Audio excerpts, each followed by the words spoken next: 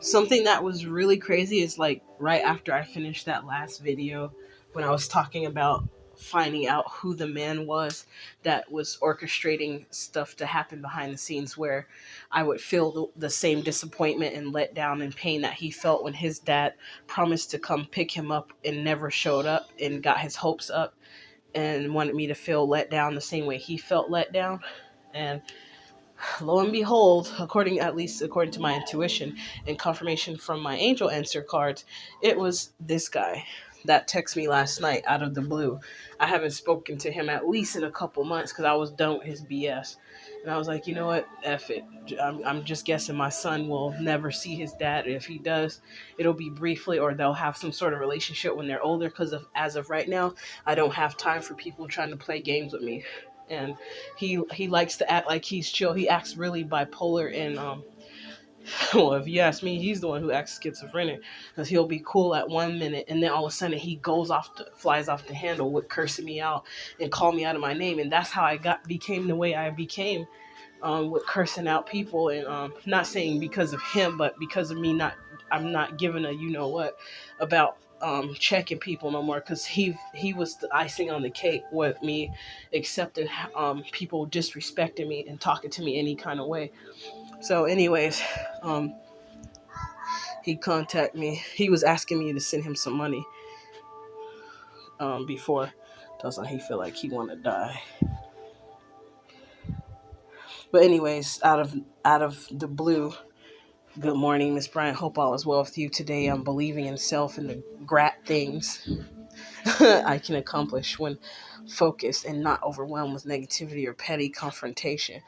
I told men in our family it's not becoming to show the world that we not only have lost our language, but the art and skill of delegations and compromise, as well as agreements. Someday, well, as people, he must have meant to say, well, as people, we'll get back there when respectfulness comes back into the perimeter of our being.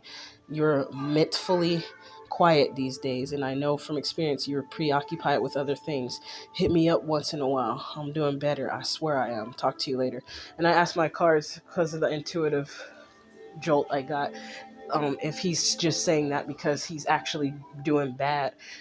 Because the stuff, him asking me for money, but now you doing better all of a sudden, and you leaving us hanging, nigga. Hell to the MF and all your lying ass. He'll do stuff like that, just like when he was flaunting that $10,000 in his account in my face and that he got a challenger and stuff.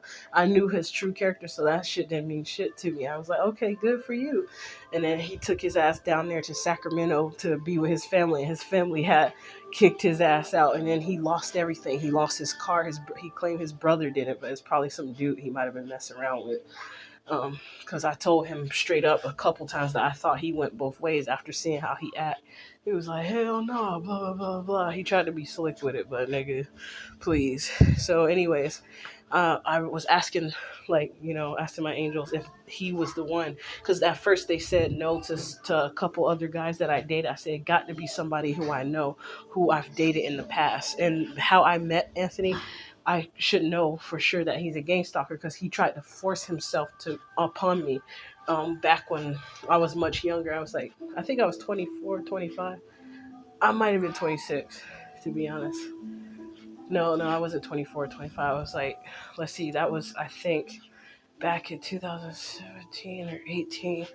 I had that black car. So that car was a 2016 Ford Focus. And I think I got it in 2017 or 2018, one of the two. And then when I got with this voodoo white boy, that's when I had gotten an accident, because he was trying to do voodoo and kill me, because he was mad that I reversed the Papa Legba back onto him. When I hurt my leg, and I still got the scar. It finally started healing real good, where it's almost faint now, and he hurt his leg in the same spot. I knew it didn't make sense, but anyways, that was Clayton Cool, who go by Pharaoh. That's why I'm questioning these niggas that call themselves Pharaoh. So I met another dude that I gave a ride to that calls himself Pharaoh. What's Pharaoh something else on YouTube? It's a queer Italian looking dude. But anyways, that's not what this is about. This is about is the fact that my card said no to the other two guys and said, look for a sign. Shortly after I made the other video, Anthony called. And then next thing you know, I didn't answer the phone because I didn't want to talk to him because I already know what type of time he on. He was trying to get in my energy and start some more BS with me. Act like he nice at first so he can bring chaos into my energy field with the stuff he want to speak with, sending these like he do when they send these men in that be speaking spells. They literally text it on that phone. I don't have that blue iPhone no more, so I can't show the spell that traveling manager sent to my phone one time. I was like, nah, that looked like a spell. The way he was saying it, tells him it may float, it may crash, it may carry, or something like that. But I'm willing to do something, he said. But when I saw that it may crash, it may carry, and then the rest of it was like a poem he wrote. And I texted him back straight up, this sounded like a spell. I guess he tried to call himself doing a love spell. It was Dwayne Campbell, the traveling manager who was working at the Doubletree Inn Hotel, like a block down from where I live. And yeah, all these men that I've met, they've exposed meeting them and the way they treated me, and then stuff being found out later about my interactions with them exposed so much of the reality of what happened in the past, why certain things happen, and why it's still happening, and who was involved and who was involved and who was sent in. And like, that's how I know when somebody's being bribed, because of the actions that they take or the things that take place soon thereafter. So I'm mostly just sharing a lot of this stuff so people can see the truth about how dirty some people would be. And it sounds totally unbelievable to like people who don't experience this stuff. They'd be like, man, that bitch tripping. Well, you'll soon find out if you ever do get gang stalked. If you ever think back on these videos, then you'll realize it can happen to anybody. It can happen to anyone. So yeah, Anthony's the dude. Sorry that your dad never did what he said he was going to do, and now you're doing the same thing to your son. That's why you was faking around. But I told you, I'm not letting you back in our life. You did enough BS. You might as well consider us nothing to you. We don't exist. That's what I told him.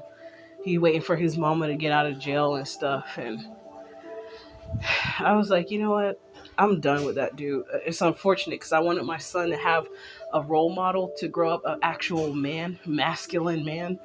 But I have to wait till my new divine masculine comes into my life at some point later on this year. And that will be his new dad, most likely. Or at least his role model. If he's not his dad, like his stepdad, it'll be somebody who I see as a great mentor to help bring up my son.